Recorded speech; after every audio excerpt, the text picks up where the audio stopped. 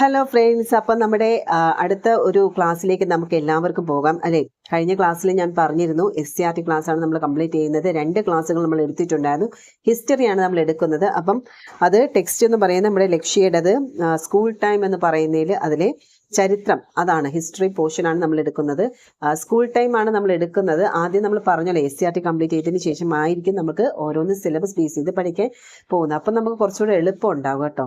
അപ്പം ആദ്യം നമ്മുടെ മെയിൻ ഫോക്കസ് എന്ന് പറയുന്നത് SCRT കംപ്ലീറ്റ് ചെയ്യുക എന്നുള്ളതാണ്. ഓൾറെഡി കുഞ്ഞ് SCRT ബുക്സ് ഉണ്ട്. അതായത് നമ്മുടെ ടെക്സ്റ്റ് ബുക്ക് ബേസ് ചെയ്തിട്ടുള്ള SCRT ബുക്ക് ഉണ്ട്. അതും ലക്ഷ്യക്കാരുടെ തന്നെയാണ്. അതിനേക്കാളും കുറച്ചുകൂടെ ഡെവലപ്പ് ആയിട്ടുള്ള ഒരു ബുക്കാണ് സ്കൂൾ ടൈം എന്ന് പറഞ്ഞ് അവരിറങ്ങിയ 4 വോളിയം ഉള്ളത് കേട്ടോ. ഹിസ്റ്ററി, ജോഗ്രഫി അങ്ങനെ എല്ലാം ഉണ്ട്. അപ്പോൾ അതിലെ ഹിസ്റ്ററി പോർഷനാണ് ഞാൻ ആദ്യം കംപ്ലീറ്റ് ചെയ്യാന്ന് വെച്ചാൽ, അഥവാ നമുക്ക് ബോറടിക്കുകയാണെങ്കിൽ ഇടയ്ക്ക് വേറെ ഏതെങ്കിലും ടെസ്റ്റ് എടുക്കാം. ഓക്കെ, എന്തായാലും ഒരു പാഠഭാഗം നമുക്ക് കംപ്ലീറ്റ് ചെയ്ത് പോകാം. ഇപ്പോൾ കഴിഞ്ഞ ക്ലാസ്സിൽ നമ്മൾ 6ാം ക്ലാസ്സിലെ 9ാമത്തെ ചാപ്റ്ററായ മധ്യകാല കേരളത്തിലെ 2 ക്ലാസ്സുകൾ എടുത്തിട്ടുണ്ടായിരുന്നു. അതിൽ പേജ് നമ്പർ, ടെസ്റ്റ് ഉള്ളവർ പേജ് നമ്പർ 395 എടുക്കുക കേട്ടോ. മെയിൻലി എനിക്ക് ഇതിൻ്റെ PDF തയ്യാറാക്കാനോ അല്ലെങ്കിൽ ബോർഡിൽ എഴുതി ഇടാനോ അങ്ങനെയുള്ള എനിക്ക് അതിന് ടൈം കിട്ടത്തില്ല കേട്ടോ. അപ്പം നമ്മൾ അതും കൂടെ പോകുമ്പോഴത്തേക്ക് ഒരുപാട് ക്ലാസ് നീണ്ടു പോകും. അപ്പം നമുക്ക് കുറച്ചുകൂടെ പഠിക്കാൻ സമയം കുറവായിരിക്കും. അപ്പം അതുകൊണ്ടാണ് ഞാൻ ഈ ടെസ്റ്റ് വാങ്ങാൻ പറ്റുന്നൊരു ടെസ്റ്റ് വാങ്ങുക. അപ്പം ഞാൻ പഠിപ്പിക്കുന്നത് ആ ടെസ്റ്റ് ബേസ് ചെയ്ത് പഠിച്ചു പോകാമല്ലോ അല്ലേ. ഇത് വേറൊന്നുമില്ല, നമ്മുടെ ലക്ഷ്യയുടെ സ്കൂൾ ടൈം ബുക്കാണ്. അത് ഓൾറെഡി എല്ലാ ജില്ലയിലും അവൈലബിൾ ആണ്. അപ്പം എല്ലാവർക്കും വാങ്ങാവുന്നതേ ഉള്ളൂ ആ 4 വോളിയം. അപ്പം അത് എന്തായാലും നമുക്കത് വായിച്ച്, ചില വാങ്ങിച്ചവരും ഉണ്ടായിരിക്കും, അത് കയ്യിൽ വെക്കുന്നവർ വെറുതെ വെച്ചിരുന്നിട്ട് കാര്യമില്ലല്ലോ. അപ്പം നമുക്ക് കൂടെ ഇരുന്ന് പഠിച്ചു പോകാം. ഓക്കെ, അപ്പം 2 ക്ലാസ്സുകൾ ഞാൻ എടുത്തിട്ടുണ്ടായിരുന്നു. അപ്പം അതിൻ്റെ ബാലൻസ് ആണ് ഇന്ന് എടുക്കാൻ പോകുന്നത്.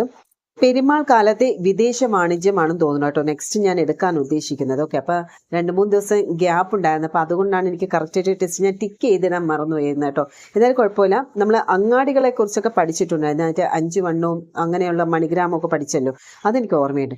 അപ്പോൾ നെക്സ്റ്റ് നമ്മൾ പഠിക്കാൻ പോകുന്നത് പെരുമാൾ കാലത്തെ വിദേശ വാണിജ്യമാണ് കേട്ടോ. ഇത് പഠിച്ചിട്ടുണ്ടെങ്കിലും കുഴപ്പമില്ല, നമുക്ക് ഒന്നുകൂടെ പഠിച്ചു പോകാം. ഓക്കെ, കച്ചവട ആവശ്യത്തിന് കേരളത്തിൽ എത്തിച്ചേർന്നവരിൽ ക്രിസ്ത്യാനികളും ഉണ്ടായിരുന്നു.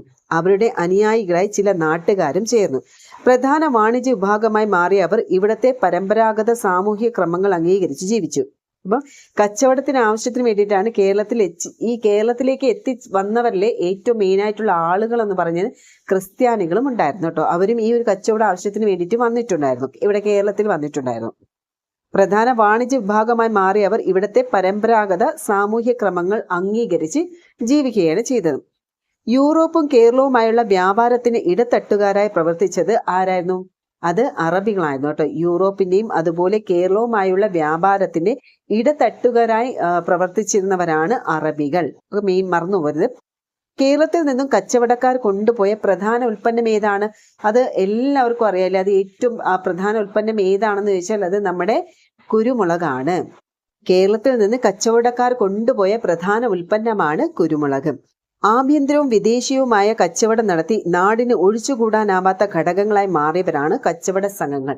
ഈ കച്ചവട സംഘങ്ങൾക്ക് വളരെയേറെ പ്രാധാന്യമുണ്ടായിരുന്നു കേട്ടോ. അപ്പം അതുകൊണ്ട് തന്നെ ഇവരുടെ ഇമ്പോർട്ടൻസ് ഈ കേരളത്തിൽ ഭയങ്കര ഇമ്പോർട്ടൻ്റ് ഒരു റോള് തന്നെയായിരുന്നു കച്ചവട സംഘങ്ങൾക്ക്. ഓക്കെ, ഇനി മധ്യകാല കേരളത്തിലെ ആഭ്യന്തര തുറമുഖ കച്ചവടം.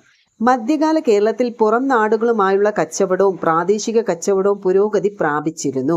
മധ്യകാല കേരളത്തിലെ ഈ പുറം നാടുകളുമായിട്ടുള്ള കച്ചവടവും അതുപോലെ ഈ ഒരു പ്രാദേശിക കച്ചവടവും എന്താണ്, അത് ഡെവലപ്പ് ആയിക്കൊണ്ടേ ചെയ്തിരുന്നു. 5 വണ്ണം, മണിഗ്രാമം എന്നീ പേരുകളിൽ കച്ചവട സംഘങ്ങൾ അന്ന് നിലവിലുണ്ടായിരുന്നു. അത് 5 വണ്ണവും മണിഗ്രാമം എന്താണെന്നുള്ളത് നമ്മൾ കഴിഞ്ഞ ക്ലാസ്സിൽ പഠിച്ചിട്ടുണ്ടായിരുന്നു. കാണാത്തവരുണ്ടെങ്കിൽ കഴിഞ്ഞ ക്ലാസ്സിലെ സെക്കൻഡ് ക്ലാസ്സിലാണോ സെക്കൻഡ് ക്ലാസ്സിൽ ഇതിനെക്കുറിച്ച് ഡീറ്റെയിൽ ആയിട്ട് പറഞ്ഞിട്ടുണ്ട്. കാണാത്തവരുണ്ടെങ്കിൽ അത് കാണുക കേട്ടോ. അന്ന് ഈ നിലവിലുണ്ടായിരുന്ന ഏതൊക്കെ സംഘങ്ങളായിരുന്നു? മണിഗ്രാമവും അതുപോലെ 5 വണ്ണം. തുടക്കത്തിൽ സാധനങ്ങൾക്ക് പകരം സാധനങ്ങൾ കൈമാറിയിരുന്നുവെങ്കിലും പിന്നീട് നാണയ സമ്പ്രദായത്തിലേക്ക് മാറി. ഇതും നമ്മൾ പഠിച്ചതാണല്ലേ.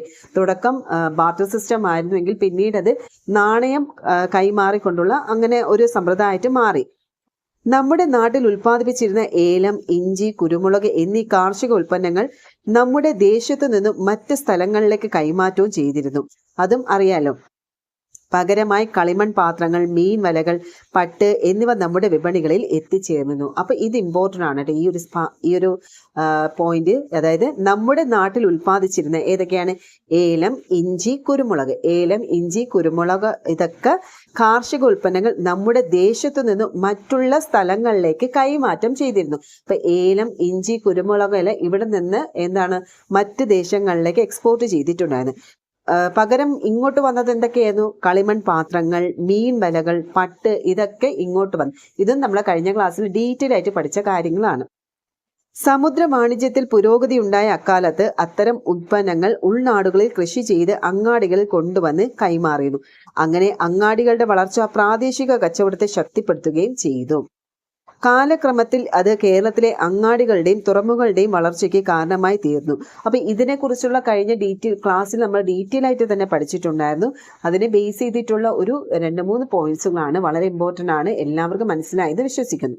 ഓക്കെ, നെക്സ്റ്റ് നമുക്ക് പഠിക്കേണ്ടത് ഭാഷ, സാഹിത്യം, കല. എന്തൊക്കെയാണ്? ഭാഷ, സാഹിത്യം, കല.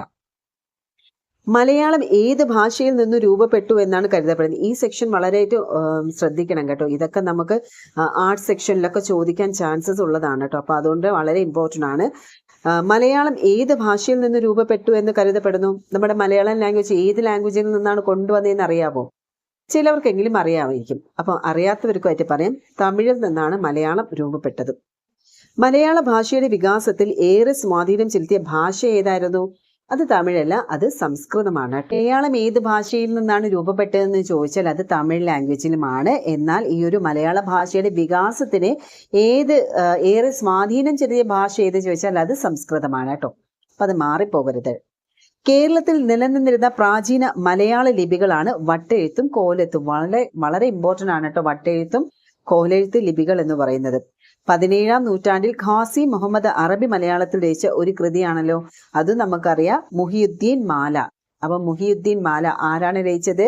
ഖാസി മുഹമ്മദ് ആണ്. 17-ാം നൂറ്റാണ്ടിലാണ് അദ്ദേഹം ഈ ഒരു കൃതി രചിച്ചത്. അതും അറബി മലയാളത്തിലാണ് രചിച്ചത്. 18-ാം നൂറ്റാണ്ടിൽ അർണോസ് പാതിരി രചിച്ച കൃതി ഏതാണ്? അത് പുത്തൻ പാനയാണ്. പേരുകൾ തമ്മിൽ മാറരുത്. അർണോസ് പാതിരി രചിച്ചത് പുത്തൻ പാനയും, അതുപോലെ ഖാസി മുഹമ്മദ് അറബി മലയാളത്തിൽ രചിച്ചതാണ് മുഹിയുദ്ദീൻ മാല. മറ്റേത്, അതായത് ഈ മുഹിയുദ്ദീൻ മാല 17-ാം നൂറ്റാണ്ടിലും പുത്തൻ പാന, അർണോസ് പാതിരിയുടെ പുത്തൻ പാന 18-ാം നൂറ്റാണ്ടിലുമാണ്. ഡിഫറൻസ് മനസ്സിലാക്കിക്കോളണം. നിങ്ങൾക്ക് എന്തെങ്കിലും പോയിന്റ്സ് ഇങ്ങനെ കിട്ടുവാണെങ്കിൽ അതൊരു പേനയും പേപ്പറും എടുത്തിട്ട് എഴുതിയെടുക്കുക കേട്ടോ. ഈ വീഡിയോ ഒന്ന് പോസ് ചെയ്യുക. കിട്ടുന്ന ഇമ്പോർട്ടൻറ്റ് പോയിന്റ് ഉണ്ടല്ലോ, അതൊക്കെ ഒന്ന് ജസ്റ്റ് നോട്ട് ചെയ്ത് വെക്കുക കേട്ടോ. കേരളത്തിലെ മുസ്ലിങ്ങൾക്കിടയിൽ പ്രചാരത്തിലുണ്ടായിരുന്ന ഒരു സങ്കര ഭാഷയാണ് അറബി മലയാളം എന്ന് പറയുന്നത്. സങ്കര ഭാഷ ഏതാണ്? അറബി മലയാളം എന്ന് പറയുന്നത്. അത് കേരളത്തിലെ മുസ്ലിങ്ങൾക്കിടയിൽ പ്രചാരത്തിലുണ്ടായിരുന്ന ഒരു സങ്കര ഭാഷയാണ് അറബി മലയാളം.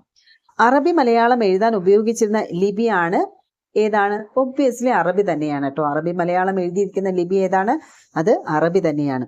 ഇനി മലയാള ഭാഷയെ ജനകീയമാക്കിയതിൽ പ്രധാനം പങ്കുവഹിച്ചത് ഏതൊക്കെയാണ്? അത് വടക്കൻ പാട്ടുകൾ, തെക്കൻ പാട്ടുകൾ, തൊഴിൽ പാട്ട്, ഇതൊക്കെയാണ് മലയാള ഭാഷയെ ജനകീയമാക്കിയതിൽ ഏറ്റവും പ്രധാന പങ്ക് വഹിച്ച ഏതൊക്കെയാണ്? വടക്കൻ പാട്ടുകളും തെക്കൻ പാട്ടുകൾ, തൊഴിൽ പാട്ടുകൾ. ഈ പാട്ടുകളിലൂടെയാണ് മലയാള ഭാഷകൾ ജനകീയമായത് കേട്ടോ. സംസ്കൃത നാടകങ്ങൾ അരങ്ങേറിയത് എവിടെയായിരുന്നു? കൂത്തമ്പലത്തിൽ വെച്ചായിരുന്നു സംസ്കൃത നാടകങ്ങൾ അരങ്ങേറിയത്. ഇനി ക്ഷേത്രങ്ങളിൽ കലകൾ അരങ്ങേറിയിരുന്ന വേദിയാണ് കൂത്തമ്പലം എന്ന് പറയുന്നത്. സംസ്കൃത നാടകങ്ങൾ അരങ്ങേറിയിരുന്നത് ഈ ഒരു കൂത്തമ്പലത്തിലാണ്. ക്ഷേത്രങ്ങളിൽ കലകൾ അരങ്ങേറിയിരുന്ന വേദി എന്ന് ചോദിച്ചാൽ അതും കൂത്തമ്പലമാണ്. ക്ഷേത്രങ്ങളോട് ചേർന്ന കൂത്തമ്പലങ്ങളിൽ അരങ്ങേറിയിരുന്ന കലാരൂപങ്ങളാണ് കൂത്ത്, കൂടിയാട്ടം, അതുപോലെ കഥകളി എന്ന് പറയുന്നത്. ക്ഷേത്ര കലകളായി അറിയപ്പെട്ടിരുന്നതാണ് കൂത്ത്, കൂടിയാട്ടം, കഥകളി. 3 ഇമ്പോർട്ടൻ്റ് ആണ്. കൂത്ത്, കഥകളി, അതുപോലെ കൂടിയാട്ടം. ഇത് 3 ക്ഷേത്ര കലകളായിട്ടാണ് അറിയപ്പെടുന്നത്. കാവുകളിലും മറ്റ് ആരാധനാലയങ്ങളിൽ നടത്തപ്പെട്ടിരുന്ന കലകൾ അറിയപ്പെട്ടിരുന്നത് അനുഷ്ഠാന കലകൾ എന്ന പേരിലാണ്. അപ്പൊ എന്താണ് അനുഷ്ഠാന കലകൾ എന്ന് ചോദിച്ചാൽ ഈ കാവുകളിലും അതുപോലെ മറ്റ് ആരാധനാലയങ്ങളിലൊക്കെ നടത്തി വന്നിരുന്ന കലകൾ അറിയപ്പെട്ടിരുന്നതാണ് അനുഷ്ഠാന കലകൾ എന്ന് പറയുന്നത്. ഇനി പ്രധാന അനുഷ്ഠാന കലകളാണ് തെയ്യം, തിറ, കളംപാട്ട്, വെള്ളാട്ട്, ഒഴിച്ചിൽ, പിന്നെ സർപ്പം തുള്ളൽ. ഇതൊക്കെ നമ്മൾ ആർട്സ് സെക്ഷനിൽ പഠിക്കേണ്ട ഒരു ഭാഗങ്ങളാണ്. അപ്പം വളരെ ഇമ്പോർട്ടൻ്റ് ആണ്. എന്താണ് അനുഷ്ഠാനം അല്ലെങ്കിൽ അനുഷ്ഠാന കലകൾക്ക് ഉദാഹരണം ഏതെന്ന് ചോദിച്ചാൽ തെയ്യം, തിറ, കളംപാട്ട്, വെള്ളാട്ട്, ഒഴിച്ചിൽ, സർപ്പം തുള്ളൽ. വിവിധ മതവിഭാഗങ്ങൾ അനുഷ്ഠാനങ്ങളുടെയും ആഘോഷങ്ങളുടെയും ഭാഗമായി നടത്തിയിരുന്ന കലകളാണ് ഒപ്പന, മാർഗംകളി, ചവിട്ട് നാടകം. ഇതൊക്കെ നമുക്ക് അറിയാവുന്ന ഫേമസ് ആയിട്ടുള്ള കളികളല്ലേ, അത് നമ്മുടെ കലോത്സവത്തിലൊക്കെ കാണുന്നത് തന്നെയാണ്. വിവിധ മതവിഭാഗങ്ങൾ അനുഷ്ഠാനങ്ങളുടെയും ആഘോഷങ്ങളുടെയും ഭാഗമായി നടത്തിയിരുന്ന കലകളാണ് ഒപ്പന, മാർഗംകളി, ചവിട്ട്, നാടകം. ഓക്കെ, അപ്പൊ ഇതാണ് നമ്മുടെ ഭാഷ, സാഹിത്യം, കല ഇതുമായി ബന്ധപ്പെട്ടിട്ടുള്ള എന്താണ് നമ്മുടെ മധ്യകാല കേരളത്തിൽ നിലനിന്നിരുന്ന ആ ഒരു അനുഷ്ഠാന കലകളും മറ്റു കാര്യങ്ങളൊക്കെ എല്ലാം. ഇനി നെക്സ്റ്റ് നമ്മൾ വിജ്ഞാനത്തെ കുറിച്ചാണ് നോക്കുന്നത്. പെരുമാൾ കാലത്തെ പ്രധാന ജ്യോതിശാസ്ത്രജ്ഞനായിരുന്നു ശങ്കരനാരായണൻ കേട്ടോ. ശങ്കരനാരായണൻ ഈ ഒരു പെരുമാൾ കാലത്തെ പ്രധാന ജ്യോതിശാസ്ത്രജ്ഞനാണ് കേട്ടോ, ശങ്കരനാരായണൻ. ശങ്കരനാരായണൻ രചിച്ച ജ്യോതിശാസ്ത്ര ഗ്രന്ഥമാണ് ശങ്കരനാരായണീയം. ചിലപ്പോൾ ഈ മാച്ച് ദ ഫോളോവിംഗ് ആയിട്ടൊക്കെ ചോദിക്കാൻ ചാൻസ് ഉണ്ട്, അപ്പൊ അത് ഓർത്തു വെക്കുക. ശങ്കരനാരായണൻ രചിച്ച ഒരു ജ്യോതിശാസ്ത്ര ഗ്രന്ഥമാണ് ശങ്കരനാരായണീയം. ഗണിതശാസ്ത്ര രംഗത്ത് സംഭാവനകൾ നൽകിയ ശാസ്ത്രജ്ഞനാണെങ്കിലോ അത് സംഗ്രാമ മാധവനാണ് കേട്ടോ. ഗണിതശാസ്ത്രത്തിലുള്ള ബെനിഫിറ്റ്, അതായത് അതിൽ സംഭാവന കൊടുത്തിരുന്ന ആളാണ് സംഗ്രാമ മാധവൻ. മധ്യകാലഘട്ടത്തിൽ രചിക്കപ്പെട്ട ആയുർവേദ ഗ്രന്ഥമാണ് അഷ്ടാംഗ ഹൃദയം. അപ്പൊ മധ്യകാല ഘട്ടത്തിൽ രചിക്കപ്പെട്ട ആയുർവേദ ഗ്രന്ഥമാണ് അഷ്ടാംഗ ഹൃദയം. അപ്പം ജ്യോതിശാസ്ത്ര ഗ്രന്ഥം ഏതാണ്? ശങ്കരനാരായണീയം. അത് ശങ്കരനാരായണനാണ് രചിച്ചത്. അതുപോലെ ഗണിതശാസ്ത്ര രംഗത്തുള്ളതാണെങ്കിൽ അത് സംഗ്രാമ മാധവനാണ്, ഗണിതശാസ്ത്രത്തിലെ വിദഗ്ധനാണ്. ഇനി മധ്യകാലഘട്ടത്തിൽ തന്നെ രചിക്കപ്പെട്ട ആയുർവേദ ഗ്രന്ഥമാണ് അഷ്ടാംഗ ഹൃദയം എന്ന് പറയുന്നത്. ഇനി മധ്യകാലഘട്ടത്തിലെ മറ്റു പ്രധാന സൃഷ്ടികളാണ് മൂഷകവംശം, തൂഫത്തുൽ മുജാഹിദീൻ എന്ന് പറയുന്നത്. അപ്പൊ മറ്റു കൃതികളും ഉണ്ട്. ഏതൊക്കെയാണ്? മൂഷകവംശം, അതുപോലെ തൂഫത്തുൽ മുജാഹിദീൻ. ഇനി ബുദ്ധ കേന്ദ്രങ്ങളോട് ചേർന്ന വിദ്യാലയങ്ങൾ അറിയപ്പെട്ടിരുന്ന ഏതാണ്? പള്ളികൾ എന്ന പേരിലാണ് അറിയപ്പെടുന്നത്. വിദ്യാലയങ്ങളാണ് ഈ ബുദ്ധ കേന്ദ്രങ്ങളോട് ചേർന്ന വിദ്യാലയങ്ങളെയാണ് പള്ളികൾ എന്ന് അറിയപ്പെട്ടിരുന്നത്. ഇനി മധ്യകാല കേരളത്തിലെ വിദ്യാഭ്യാസ കേന്ദ്രങ്ങൾ അറിയപ്പെട്ടിരുന്നതോ അത് ശാലകൾ എന്ന പേരിലാണ്. അപ്പൊ ഇത്രയും നമുക്ക് ഇമ്പോർട്ടന്റ് ആണ്. ഇത് PSC ചോദിച്ചിട്ടുള്ള ക്വസ്റ്റ്യൻസ് ആണ് കേട്ടോ ഇതൊക്കെ. ഓക്കെ, അപ്പം ജ്യോതിശാസ്ത്രജ്ഞൻ ശങ്കരനാരായണൻ, ശങ്കരനാരായണീയം. ഇനി ഗണിതശാസ്ത്രജ്ഞൻ സംഗ്രാമ മാധവൻ ആണ്. പിന്നെ അതുപോലെ അടുത്ത ആയുർവേദ ഗ്രന്ഥമാണ് അഷ്ടാംഗ ഹൃദയം. പിന്നെ മറ്റു ഗ്രന്ഥങ്ങളാണ് മൂഷകവംശം, തൂഫത്തുൽ മുജാഹിദ്. ഇതിന്റെ കൃതികളൊക്കെ ഉണ്ട്, അത് ഞാൻ ഇപ്പോൾ ഇവിടെ പറയുന്നില്ല. അത് നമുക്ക് വേറൊരു സെക്ഷൻ വരുമ്പോഴത്തേക്ക് അത് ഡീറ്റെയിൽ ആയിട്ട് വരും. അതുകൊണ്ടാണ് ഞാൻ ഇവിടെ ഇട്ട് കുഴപ്പിക്കാത്തത് കേട്ടോ. നിങ്ങൾ ജസ്റ്റ് ഇതിനെ ബേസ് ചെയ്ത് പഠിച്ചു പോകാൻ ശ്രമിക്കുക. ഓക്കെ, വേറെ ഒന്നും നിങ്ങൾ തലയ്ക്കകത്ത് കയറ്റാൻ നിൽക്കണ്ട. ഇതിന്റെ ലെവലിൽ അങ്ങ് പഠിച്ച് പോയാൽ മതി. ഓക്കെ, കേന്ദ്രങ്ങളോട് ചേർന്ന വിദ്യാലയങ്ങൾ അറിയപ്പെടുന്നതാണ് പള്ളികൾ എന്ന പേരിൽ അറിയപ്പെടുന്നത്. ഇനി മധ്യകാല കേരളത്തിലെ വിദ്യാഭ്യാസ കേന്ദ്രങ്ങൾ അറിയപ്പെട്ടിരുന്നതാണ് ശാലകൾ എന്ന് പറയുന്നത്. ഓക്കെ, ശാലകൾ ക്ഷേത്രങ്ങളോടനുബന്ധിച്ചാണ്. അപ്പൊ ഈ ശാലകൾ നമ്മൾ പറഞ്ഞല്ലോ, മധ്യകാല കേരളത്തിലെ വിദ്യാഭ്യാസ കേന്ദ്രങ്ങളാണ് ശാലകൾ എന്ന് പറഞ്ഞല്ലോ. ഈ ശാലകൾ ക്ഷേത്രങ്ങളോടനുബന്ധിച്ചാണ് പ്രവർത്തിക്കുന്നത്. അത് ഇമ്പോർട്ടൻ്റ് ആട്ടോ. ഈ ശാലകൾ ക്ഷേത്രങ്ങളോട് അനുബന്ധിച്ചാണ് എന്താണ് പ്രവർത്തിക്കുന്നത്. ഇനി പ്രധാന ശാലകളാണ് നമ്മൾ കേട്ടിട്ടുള്ള പേരുകൾ തന്നെയാണ്. കാന്തള്ളൂർ ശാല, വിഴിഞ്ഞം ശാല, പാർത്ഥിവ ശേഖരപുരം ശാല. ഇത് 3 ഇമ്പോർട്ടൻ്റ് ആയിട്ടുള്ള ശാലകളാണ്. ഇനി നെക്സ്റ്റ് നമ്മൾ പഠിക്കാനുള്ളത് ശാസ്ത്രവും സാഹിത്യവുമാണ് കേട്ടോ. മധ്യകാലഘട്ടത്തിൽ പെരുമാൾ ഭരണത്തിന് ശേഷം വികാസം പ്രാപിച്ച 2 വിജ്ഞാന ശാഖകളാണ്. ഒന്ന് ജ്യോതിശാസ്ത്രവും, 2 വൈദ്യശാസ്ത്രവും കേട്ടോ. ഇത് രണ്ടും മധ്യകാലഘട്ടങ്ങളിൽ പെരുമാൾ ഭരണത്തിന് ശേഷം വികാസം പ്രാപിച്ച 2 വിജ്ഞാന ശാഖകളാണ്. ഏതൊക്കെയാണത്? ജ്യോതിശാസ്ത്രവും വൈദ്യശാസ്ത്രവും. വാഗ്ഭടൻ രചിച്ച കൃതിയാണ് അഷ്ടാംഗ ഹൃദയം. നമ്മൾ നേരത്തെ പറഞ്ഞല്ലോ ആയുർവേദ ഗ്രന്ഥം ഏതെന്ന് ചോദിച്ചാൽ അത് അഷ്ടാംഗ ഹൃദയമാണ്. അതിന്റെ രചയിതാവാരാണ്?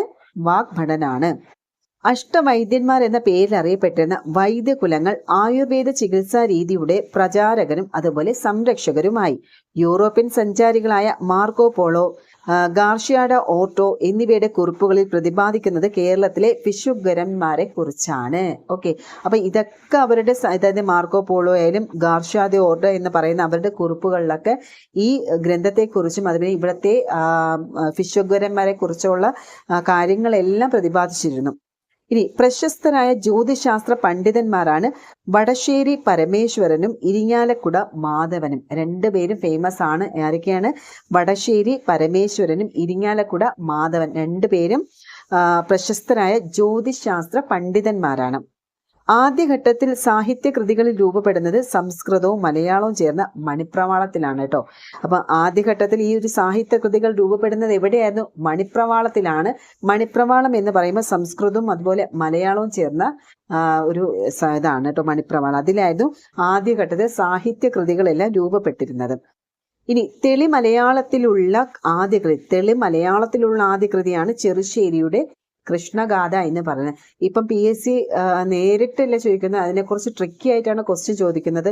അപ്പൊ തെളി മലയാളത്തിലുള്ള ആദ്യ കൃതി ഏതെന്ന് ചോദിച്ചാൽ ചിലപ്പോൾ നമുക്ക് അവിടെ കൺഫ്യൂഷൻ ആവും, കാരണം നമ്മളിത് കേട്ടിട്ടില്ലല്ലോ. അത് ചെറുശ്ശേരിയുടെ കൃഷ്ണഗാഥയാണ് എന്ന് ഓർക്കുക. ഓക്കെ, നെക്സ്റ്റ് ബൗദ്ധ ജൈന മതങ്ങളാണ്. ബുദ്ധന്മാരുടെയും ജൈനന്മാരുടെയും അവരുടെ മതങ്ങളെ കുറിച്ചാണ് പറയുന്നത്. കേരളത്തിലെ ഗോത്ര സംസ്കാരത്തിൽ വലിയ മാറ്റങ്ങൾ ഉണ്ടാക്കാൻ ബുദ്ധമത സ്വാധീനം കാരണമായിട്ടുണ്ട്. ഇപ്പൊ കേരളത്തിലെ ഗോത്ര സംസ്കാരത്തിൽ വലിയ മാറ്റങ്ങൾ ഉണ്ടാക്കാൻ വേണ്ടിയിട്ട് ഈ ബുദ്ധമത സ്വാധീനം എന്താണ് കാരണമായിട്ടുണ്ട്. ബുദ്ധമത സ്വാധീനം ചെലുത്തിയ മേഖലകളാണ് വിദ്യാഭ്യാസം, ഭാഷ, ഉത്സവങ്ങൾ, അക്ഷരമാല, വൈദ്യം, ജ്യോതിഷം. ഇതൊക്കെ ബുദ്ധമത സ്വാധീനം ചെലുത്തിയ മേഖലകളാണ്. ഏതൊക്കെയാണ്? വിദ്യാഭ്യാസം, ഭാഷ, ഉത്സവങ്ങൾ, അക്ഷരമാല, വൈദ്യം, ജ്യോതിഷം. ഇതൊക്കെ. ഇനി ജൈനമതം പ്രചരിച്ചതോ? അത് ക്രിസ്തുവർഷം 8 അല്ലെങ്കിൽ 9-ാം നൂറ്റാണ്ട് ആ ഒരു കാലഘട്ടത്തിലാണ് ജൈനമതം പ്രചരിച്ചത്. കാർഷിക വൃത്തിയിലും വ്യാപാരത്തിലും ഏർപ്പെട്ടിരുന്നവരായിരുന്നു ആര്? ജൈനമതക്കാർ കേട്ടോ. കാർഷിക വൃത്തിയിലും അതുപോലെ വ്യാപാരമായിരുന്നു അവരുടെ മെയിൻ ഫോക്കസ്. മധ്യകാല ജൈനമതത്തിന്റെ ചരിത്രാവശിഷ്ടങ്ങൾ കാണപ്പെടുന്നത് വയനാടുണ്ട്, കോഴിക്കോടുണ്ട്, പാലക്കാടുണ്ട്, എറണാകുളമുണ്ട്. അപ്പൊ കേരളത്തിലെ ഏതൊക്കെ സ്ഥലങ്ങളിലാണ് മധ്യകാല ജൈനമതത്തിന്റെ ചരിത്ര അവശിഷ്ടങ്ങൾ കാണപ്പെടുന്നത് ചോദിച്ചാൽ ഏതൊക്കെയാണ്? വയനാട്, കോഴിക്കോട്, എറണാകുളം, പിന്നെ പാലക്കാട്. ഈ സ്ഥലങ്ങളിലെല്ലാം ജൈനമതത്തിന്റെ ചരിത്ര അവശിഷ്ടങ്ങൾ കാണപ്പെടുന്നുണ്ട്. ബുദ്ധമത അവശിഷ്ടങ്ങൾ കണ്ടെടുത്ത സ്ഥലങ്ങളോ? ജൈനമതം ഉണ്ടെങ്കിൽ അതുപോലെ തന്നെ ബുദ്ധമതത്തിന്റെ അവശിഷ്ടങ്ങളുമുണ്ട്. അത് തെക്ക് ചെട്ടിക്കുളങ്ങര, ഭരണിക്കാവ്, മാവേലിക്കര, അമ്പലപ്പുഴ. ഇതൊക്കെ ചോദിക്കാൻ ചാൻസ് ഉണ്ട് കേട്ടോ. അപ്പൊ ഇതെനിക്ക് തോന്നുന്നു സ്റ്റേറ്റ്മെന്റ് രീതിയിൽ ചോദിക്കാൻ ചാൻസസ് കൂടുതലായിരിക്കും കേട്ടോ. അപ്പൊ ശ്രദ്ധിച്ച് പഠിക്കുക. ബുദ്ധമത അവശിഷ്ടങ്ങൾ കണ്ടെടുത്ത സ്ഥലങ്ങൾ ചോദിച്ചാൽ തെക്ക് ചെട്ടിക്കുളങ്ങര, ഭരണിക്കാവ്, മാവേലിക്കര, അമ്പലപ്പുഴ. ഇവിടേക്കാണ് ബുദ്ധമത അവശിഷ്ടങ്ങൾ കാണപ്പെടുന്നത്. നേരത്തെ നമ്മുടെ ജൈനമത അവശിഷ്ടങ്ങളാണെങ്കിലോ ഇത് വയനാട്, കോഴിക്കോട്, എറണാകുളം, പാലക്കാട്. അത് ഈസി ആയിട്ട് പഠിക്കാം അല്ലേ. അപ്പം ഈ ബുദ്ധന്റെ ചരിത്ര അവശിഷ്ടങ്ങളാണ്, ബുദ്ധമതത്തിനെയാണത്. അത് തെക്ക് ചെട്ടിക്കുളങ്ങര, ഭരണിക്കാവ്, മാവേലിക്കര, അമ്പലപ്പുഴ എന്നീ സ്ഥലങ്ങളിലൊക്കെയാണ്. കേരളത്തിലെ ആയുർവേദം പ്രചരിപ്പിച്ചത് എന്ന് കരുതപ്പെടുന്നത് ഈ ബുദ്ധ ജൈനമതക്കാരാണ് കേട്ടോ. അവരാണ് കേരളത്തിലെ ആയുർവേദം പ്രചരിപ്പിച്ചത് എന്ന് കരുതപ്പെടുന്നത്. 18-ാം നൂറ്റാണ്ടോടെ വ്യത്യസ്തമായ സാമ്പത്തിക സാമൂഹിക ക്രമങ്ങൾ കേരളത്തിൽ രൂപം കൊണ്ടു. ഇതോടൊപ്പം കേരളത്തിലെ ഭാഷ, കല, വിജ്ഞാനം എന്നിവയും തനതായ രൂപം കൈവരിക്കുകയും ചെയ്തു. ഓക്കെ, അപ്പൊ 18-ാം നൂറ്റാണ്ടോടുകൂടി വ്യത്യസ്തമായ സാമ്പത്തിക സാമൂഹിക ക്രമങ്ങൾ കേരളത്തിൽ രൂപം കൊണ്ടു. ഇതോടൊപ്പം തന്നെ കേരളത്തിലെ ഭാഷ, കല, വിജ്ഞാനം എന്നിവയും തനതായ രൂപം കൈവരിക്കുകയും ചെയ്തു. ശ്രീ ശങ്കരനെ കുറിച്ച് പറയുന്നുണ്ട്. ശ്രീ ശങ്കരൻ ജീവിച്ചിരുന്നത് BC 8-9. നേരത്തെ നമ്മൾ പറഞ്ഞല്ലോ ആ ഒരു കാലഘട്ടത്താണ് ശ്രീ ശങ്കരൻ ജീവിച്ചിരുന്നത്. നിലവിലിരുന്ന പല ആചാരങ്ങളെയും എതിർത്ത് സമൂഹത്തിൽ ഉയർന്ന ചിന്ത അവതരിപ്പിക്കാൻ ശ്രീ ശങ്കരൻ ആശ്രയിച്ചത് വേദോപനിഷത്തുകളെയായിരുന്നു കേട്ടോ. അപ്പൊ ശ്രീ ശങ്കരൻ ആശ്രയിച്ചിരുന്നത് എന്തിനെയാണെന്ന് ചോദിച്ചാൽ വേദോപനിഷത്തുകളെയാണ് ആശ്രയിച്ചത്. എന്തിനാണ്? നിലവിലുള്ള പല ആചാരങ്ങളെയും എതിർത്തിട്ട് സമൂഹത്തിൽ ഉയർന്ന ചിന്താഗതി കൊണ്ടുവരാൻ വേണ്ടിയിട്ട്. ശ്രീ ശങ്കരൻ തന്റെ അദ്വൈത സിദ്ധാന്തം രൂപപ്പെടുത്തിയത് ഉപനിഷ്ഠ ദർശനങ്ങളുടെ അടിത്തറയിലാണ് കേട്ടോ. അപ്പൊ ശ്രീശങ്കരൻ തന്റെ അദ്വൈത സിദ്ധാന്തം രൂപപ്പെടുത്തിയത് ഉപനിഷ്ഠ ദർശനങ്ങളുടെ അടിത്തറയിലാണ്.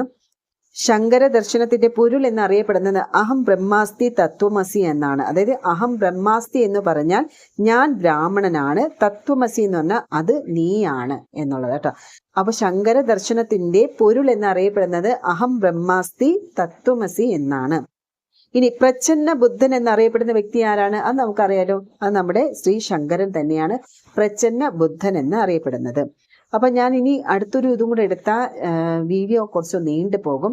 നമുക്ക് തുടക്ക ക്ലാസ്സിലെ കുറച്ച് ചെറുതായിട്ട് എടുക്കാം കേട്ടോ. അപ്പൊ ഞാൻ അടുത്ത് ഇനി പഠിക്കാനുള്ളത് കേരള പഴമ തെളിവുകൾ തേടി ആ ഒരു സെക്ഷന് കുറച്ച് ഭാഗം കൂടെ ആകുമ്പോഴത്തേക്ക് അത് ചാപ്റ്റർ കംപ്ലീറ്റ് ആവും. ഇത് ഡീറ്റെയിൽ ആയിട്ട് കിടക്കുന്നതാണ് ഇത്രയും. എന്തായാലും നമുക്കിത് പഠിക്കുന്നത് കൊണ്ട് കുറച്ചധികം നോളജ് നമുക്ക് ഇതിൽ നിന്ന് കിട്ടും. അപ്പം ആരും ഇത് വിട്ട് കളയരുത് കേട്ടോ. അപ്പം നമുക്ക് ചെറുതായിട്ട് പഠിച്ചു പോകും. മതി, ഇന്നത്തെ ക്ലാസ്സിൽ ഇത്രയും മതി.